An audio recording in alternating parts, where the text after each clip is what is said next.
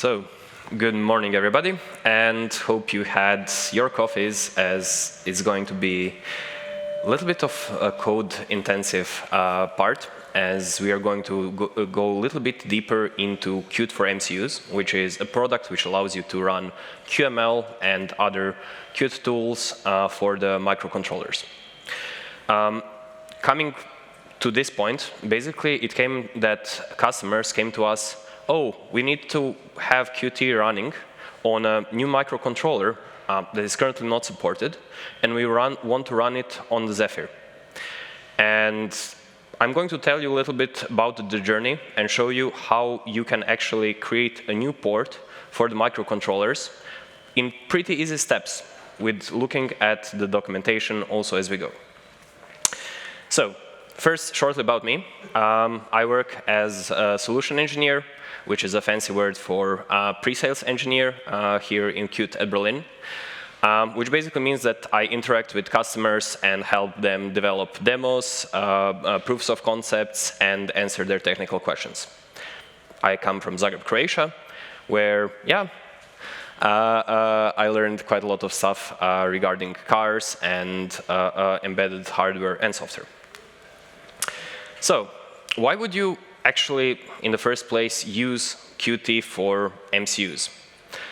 Because it allows you all the possibilities of QML and accessibility of it and easiness of use. Also, for example, Design Studio. When you are building some very small device with a low memory footprint, with very fast startup times, with a very small bill of materials, and you can really get it up and running very quickly and very well. What's the bad part of using MCUs? Well, usually it is the problem that the velocity is pretty low. If you start developing a new program for the microcontrollers, you usually have quite a lot of hurdles in front of yourself. Especially drawing graphics on the screen, because you cannot really rely on Linux or another operating system to render everything for you. So you basically need to write a big part of it. Also, you're quite often vendor locked in. So if you go with one of the SoC vendors, they are going to provide you their own tools to build user interfaces, which is amazing. It's free. But the drawback of it is, for example, there's a chip shortage, or you, for example, need more power, or you want to scale it to the more powerful micro MPUs or desktop PC. You're basically locked in, and that code is just running on your own board. So with Qt solution, we are basically providing simplicity, scalability, and support. So, how do you get started? You download the maintenance tool, like everything else. You select one of the MCU kits. Beware that this is available in the DC license only. And you get the source code of the Qt for MCUs. Then you follow the, not really easily seen from here, but the platform porting guide for the version of the Qt for MCUs. And check the prerequisites, and start going step by step. And this is what we are going to do today. The target that we are talking about is the Nordic NRF 5340DK development kit that I have here. And it's a kind of a two-core microcontroller, which has one network core and one application core. It has very modest specifications with 1 megabyte of flash and 512 kilobytes of RAM for all your programs. So you also want your solution to be very lean in terms of the ROM and RAM. The RTOS that we are going to use and to port to is Zephyr. It's supported by Linux Foundation, and you can have a lot of similar, let's say, C++ APIs as you would have it on the Linux. And good thing is that it has support for more than 100, but it would be more like 300, 400 microcontrollers that you can run on with almost no change to your code whatsoever. That ranges from Nordic semiconductors to NXP to STM. So you basically get immediately support for your code on all of the vendors, on all of the platforms. And it has a decent documentation and APIs, though they quite often break between the different API versions, but it should be pretty okay and stay getting more and more stable as the time progresses. So, basically how we are going to set up the environment. We are going to follow the setup guide on Zephyr page, which will use their own tool, which is called Vest, which is going to help you build, start your build environment, which is going to make sure that you're using the correct compiler, that you have all the libraries available. And it is also a little bit like NPM that is going to download half of the internet so that you have all the modules for the Bluetooth Low Energy, even if you do not use it, and for Ethernet communication and Zigbee and everything. But it still provides you a lot of API and functionality out of the box. Then we are going to open the Qt ultralight sources, add few environment variables, and then add the CMake scripts to find the Zephyr and Qt. So I'm going to actually show the first commit here, as I think it's going to be the easiest. I can do it also on the code, but I think this is going to be a little bit easier. So basically what we are going to do is we are going to create two CMake helper files, because Zephyr's build tool, Vest, is also CMake based.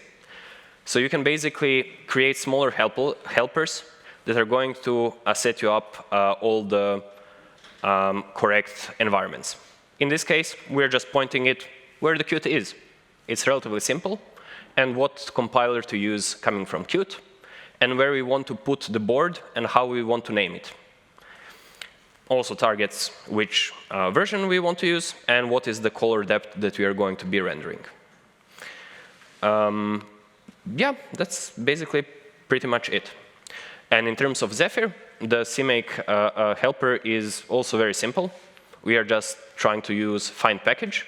And in this case, we are going to use to set the shield, because Zephyr knows what in Zephyr world shields are something that you attach to the board. In this case, it is a display.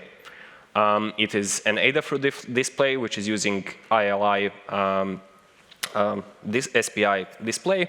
It has also some peripheries, and if you use one of those shields, it will also connect to all the periphery as well. So basically, you are also going to get the access of the micro SD card reader on the chip, and you're going to have all of these pin mappings. So if I started developing a new program just from scratch for this platform, for the NRF, without any Zephyr, I will need to manually map all the pins, how they are connected on the board to the display.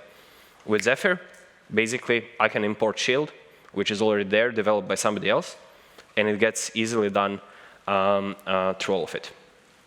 So the next step that we're going to do is we are going to add architecture and board basics.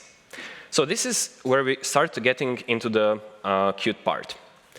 So we are going to, since this is a non-supported ARM microcontroller architecture, what we are going to do is we are going to have to add a small part where we show what are the different flags that we want to have during the compile options and during the linkers, which is something that you can also basically check when you first try to compile the example directly from Zephyr. Then we are going to put some smaller load script, which is actually not going to be used. And we specify the configuration, how the Zephyr is going to be put there. So we are going to specify what versions we are going to support, where it's going to be located, and that's mostly it. And in the platform, we specify the mentioned microcontroller architecture that we are using. In the project, we specify what color space we are going to use, and basically go over this small part of setting the basics. And if you take a look at the repository itself, okay, let me try to zoom out a little bit. So basically, you'll see that in the source code, in the platform, you're going to have under the boards, Qt folder, an example bare metal, where you're actually going to find all of these templates already for you. So you can basically copy and paste it and make some smaller adjustments to make it work. And if you wonder, like, where do we hold the documentation, basically it's going to guide you through all of these steps that I'm also talking about, if I can zoom out. Yes. And we are currently going to be here using a custom toolchain. Then, the next part is going to be setting up the platform abstraction and memory. And let me show that again. OK. So, there's one more additional thing, is that we are going to set up a small CMake where we are going to select different target properties and start building our project. So this is going to be found now in the folder that we created, boards NRF Zephyr NRF 53 Zephyr. And we are going to specify the platform options. Here you can also find the resolution. Do we want to build or not build some of the examples and tests? And then we are just going to put main basically in two of the sources so that it gives us some kind of an example coming out of the box. OK. And in main, we're just going to implement a small dummy function. Then, next part is going to be adding the platform context. So, this is going to be the entry point of the whole port. The whole MCU architecture is structured that you have different platforms. And for every platform, it will have quite a few abstractions available for you that you need to implement. And this is where you're going to be guided through the platform porting guide. So, most interesting part here is that you're going to have to provide a few of the functions. You're going to provide the basic functions that are going to be how you want to schedule the updates of the rendering. Then you want to implement the random function, clock, logging, initialization, and then lastly we will come to the graphics. And here I was putting X's in front of the functions as I was just basically going through it step by step. And you will also see that basically this port has been done and cleaned in a matter of one day and afternoon, just going through all of the stuff. And then the next important part is just going to be implementing some of the memory functions that allows Qt to know basically how to allocate and deallocate memory. You can use simple functions, basically malloc, free, and reallocate. And I'm just going to have calls to the Zephyr APIs. In case, for example, you want to allocate larger regions of memory, you're going to have to work with additional stuff and tell it, hey, put this into this memory space because you maybe have few memory banks, or you want to put the additional memory allocator for different assets if you want to have frame buffer in one part of the memory and if you want to have some other resources in other parts. OK, and this is going to be a relatively simple part where we just implement those three functions. And the next step is going to be going to the platform initialization. Here, we are going to just firstly initialize 24 bits per pixel rendering, because the LCD here has 8 bits for each of the colors, R and G and B. And that's basically it from this side. And we are already going to be on the, on the rendering implementation and how do we render to the screen. Basically, from our side, we have 3 parts. We have begin frame, present frame, and end frame. In the begin frame, you're going to get the new updated screen, the frame buffer, and you want to, in present frame, to render it to the display. And finally, in the end frame, you want to potentially make some cleaning changes, or in case, for example, you have option to do the screen blanking so that the display stays the same while the frame is being rendered, which you will, for example, need if you use direct frame buffer access. Then you can basically turn off the blanking so that the new frame is being shown to the user. And how it looks on the code side is going to be basically of doing the initialize display, where we are going to just set up a pixel format for the Zephyr, turn the blanking off.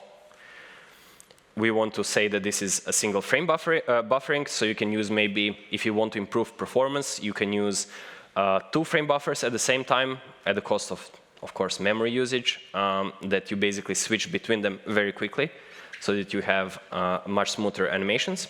But this is a very simple port, how many screens you have.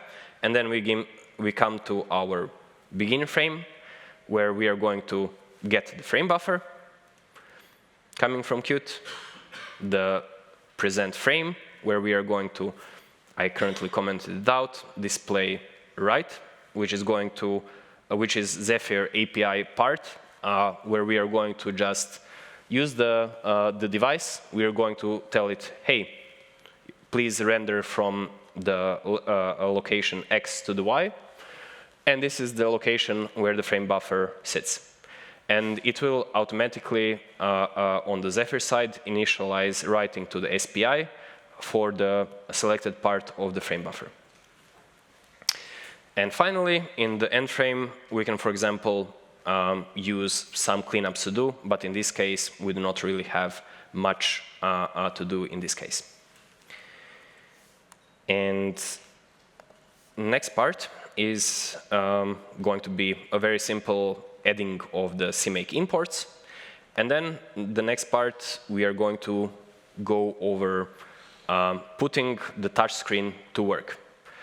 From Qt side, we have we are going to just call the init touch, and we are going to create a new smaller function to initialize it. So in this case, we are going to use again the Zephyr API to get the device ID. So we are going to use the keyboard scan. So just using the API that is provided by us, by Zephyr. We are going to enable the callback so that every time the touchscreen is pressed, this function gets called. And here we are just going to create a new touch event, giving it the parameters. So for example, if you have different resolutions between the touchscreen and the display, you can also make your adjustments so that you point and get the correct X, Y positions. Or maybe you have rotations or something else. So you can use all of this here.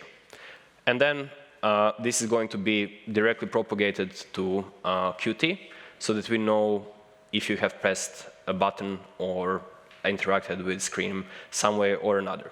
And Qt on its own side is going to then handle if you have press, release, drag, and so on.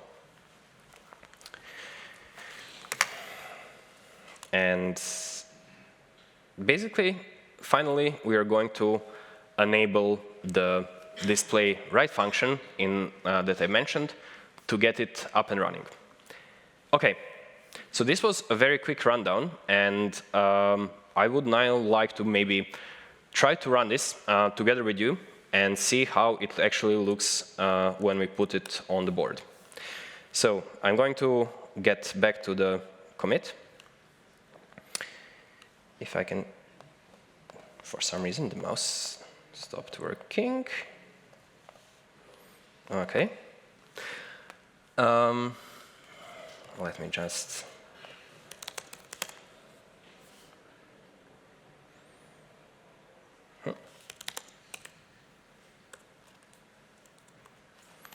the demo effect.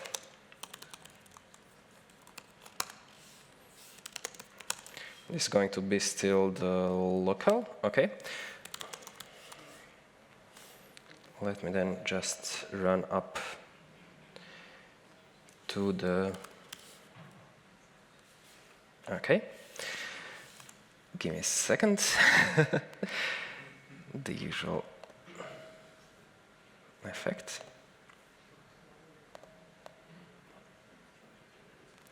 OK, switch to commit. OK. And then basically, to show you how it works, we are going to do the source of the environment file. And then we are going to initialize the vest build, which is a helper coming from Zephyr. And it will initialize the CMake, rebuild the whole platform. If you have new modules for Zephyr, it's going to do that and get them for you. And it's going to generate in the build folder, in the debug, in this case, all the libraries that you need for your platform. So the result is going to be everything that you need for the platform files, for how the font rendering is going to look like, how all of the functions look like, and how they're implemented. And they're going to be basically static libraries so that you can include them into your project, into your application, and build it. And then you can just use Ninja install or make install when you're in that folder so that it installs it to the correct location that you have specified. And if then we come to a small project that we created, where your UI code is going to be, you can basically take a look that we have just created the same configuration as before, enabling display, input, and so on. Inside of the main function, it's going to be very simple. Initialize the Qt Ultralight and set the root item to your view, which we are going to find. Can you maybe check the microphone? OK. And here we are just going to create a few of the QML files, create our user interface part, and we are going to also just source environment, vest build, and we are going to get a hex file that we can just flash to our microcontroller. It will also tell you, of course, how big is the memory usage, how much you have on each of the memory spaces used. So in this case, Qt Ultralight is basically running with 54% on this smaller microcontroller and with some graphical assets here. And in the RAM, we have 69%, but that's pretty low optimization as of now, as it is a very simple port. And basically, you can then use West Flash to basically flash your application to the microcontroller. and it's going to do all of that automatically. You maybe just need to set up your debugger probe, and that's basically it. So hopefully, in a few seconds or so, we are going to see it come alive on the microcontroller. Unfortunately, I do not have a way how to enlarge it for everybody here, but hopefully you see when I restart the board that the application starts, and it shows rendering here. I can pass it along so that you can see how it looks. And for example, you can also see that through Zephyr, you can also get some very nice tooltips that you can, for example, immediately and super easily launch GDB to navigate through your code and, for example, init, so let's say breakpoint on begin frame is going to create a breakpoint, and if I continue to that location, it's going to be already allowing us to take a look at all of the code and debug our application if we have any problems in it. Okay, so this would be very shortly guide how you can go from having idea to run Qt on a new microcontroller to having it run. And by creating this port and hopefully then improving it in the future, we are going to be able to potentially support hundreds of the different microcontrollers that run the Zephyr. I'm going to pass this shortly along. So maybe Adele, if you can just run around and just so that it works. Yeah, sure, that works as well. And I'm open for questions if you have some. And this was a very code-intensive and quick presentation of a lot of stuff. So I would be very open to have all of the questions that you have. So go ahead. Thank you.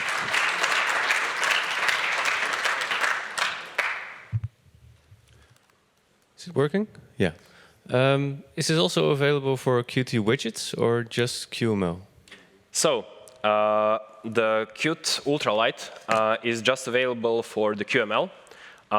We do not really support widgets on that side. Widgets are more for the desktop-based applications where you're going to find them. You were running with Zephyr this time. What other operating systems for MCUs are supported? So on the different microcontrollers, you will find also support for the free RTOS, which is more of an older style real-time operating system implementation. But for example, with a few of the STM boards, few of the NXP boards, where we have the Zephyr implementation, we also have the GPU, or basically graphics accelerator implementations. So the frame rate there is going to be pretty amazing, while this is going to be mostly software rendering, so a little bit less performant, but still pretty good. Can you tell us what's the minimum requirement on the MCU side? Let's take a look here. It's going to be, I believe, around 1 megabyte of flash and some 200 kilobytes of RAM. I will need to check it for you. OK. Next question. Well, and we can take a look at it later because there is, it is mentioned somewhere in the documentation.